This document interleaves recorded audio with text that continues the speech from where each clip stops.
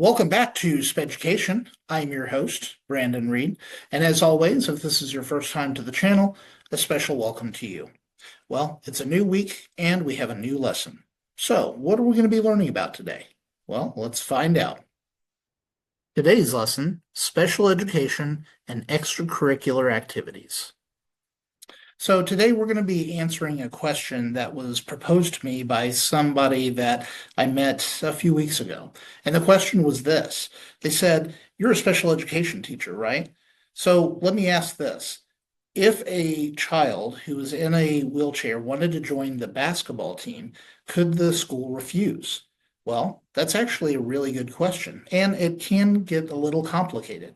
So let's dive in and find out exactly whether or not a child with a disability can participate in extracurricular activities. Special education and extracurricular activities. Now, all students in special ed are protected by FAPE. Do you remember what that is?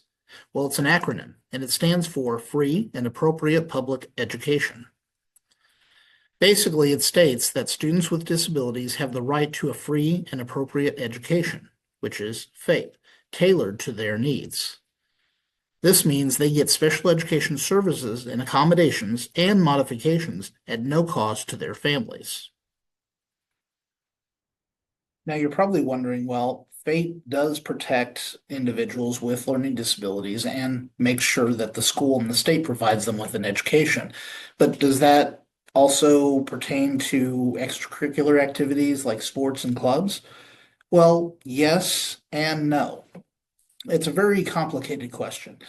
FAPE ensures that individuals with learning disabilities are given equal opportunity to get an education within school. However, it doesn't necessarily guarantee that those individuals will be able to participate in sports.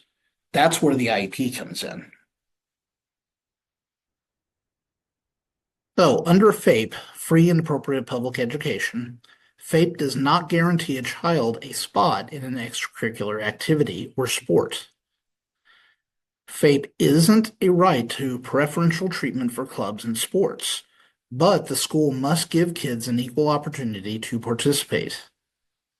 So basically, what that's saying is that FAPE itself doesn't necessarily guarantee that an individual with a learning disability will be or have the right to participate on a school team. But it does say that if it is in a student's IEP, it basically is saying that that student has the right to participate in all extracurricular activities with accommodations and modifications accordingly. Now, does that pertain to individuals in wheelchairs? Well, even though you may be in a wheelchair, you may not necessarily be guaranteed to have an IEP. You have to have a learning disability. Now, let's say that there is an individual in a wheelchair with a learning disability that wants to participate in basketball. So, what happens then? Well, the school would have to allow that individual to participate, at least participate in the tryout. And if they participated in the tryout and they didn't make the team, could the parent sue the school and say, well, you're being discriminatory because my son's in a wheelchair? Well, that's actually a pretty good question. And a similar case actually took place in Illinois. The case in question is AH versus IHSA. AH, a 2017 graduate of Evanston Township High School who suffers from cerebral palsy, was an accomplished student athlete who was a member of the school's cross-country, swimming, and track and field teams. At the beginning of his junior year in the fall of 2015, he requested that the Illinois High School Association, the IHSA, create a separate division with different qualifying time standards for para-ambulatory runners in the IHSA sectional track meets and the state championship track meet, as well as its annual 5K road race.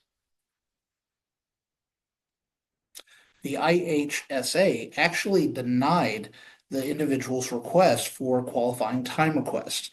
And the reason why is because they said that the qualifying time requests were not reasonable and that the accommodations and modifications would fundamentally alter the nature of the activity or sport in question, which makes sense Because the reason that we have accommodations and modifications for individuals is to remove any barriers so that they can participate along with their peers.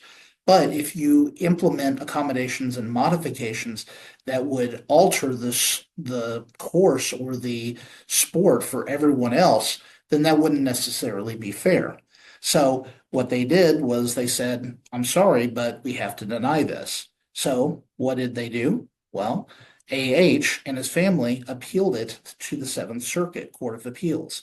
And the Seventh Circuit Court of Appeals agreed with the lower court's finding, saying that yes, he does have rights, but if those accommodations and modifications are unreasonable and they change the current course or the sport itself, then it's not necessarily fair and it doesn't necessarily cover the individual's rights.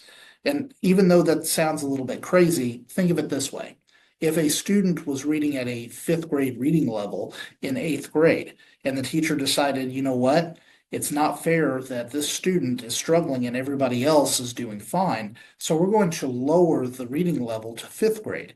That wouldn't necessarily be fair for everybody else in the classroom. In that case, you're basically hindering the individuals that are reading at a higher level. And the same thing could be applied to sports.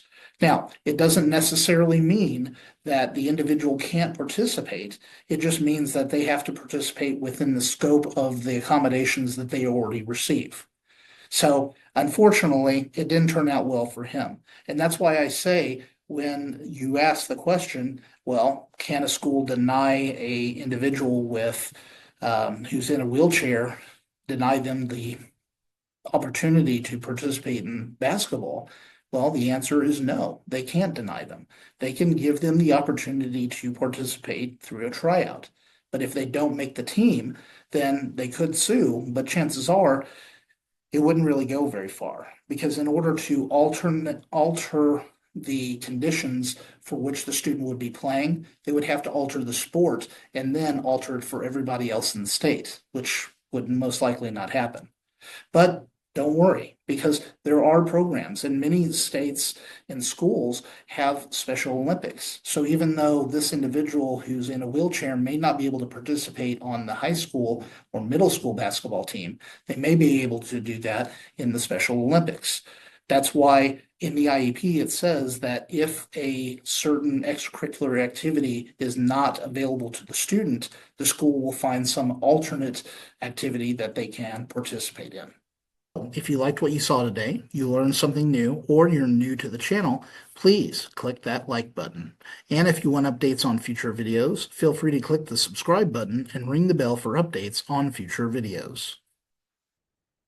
And hopefully that cleared up some things in regards to special education and extracurricular activities. But as always, if you have any questions about this video or about anything related to special education, drop a line in the comments section. I'd love to hear from you. And until next time, class dismissed.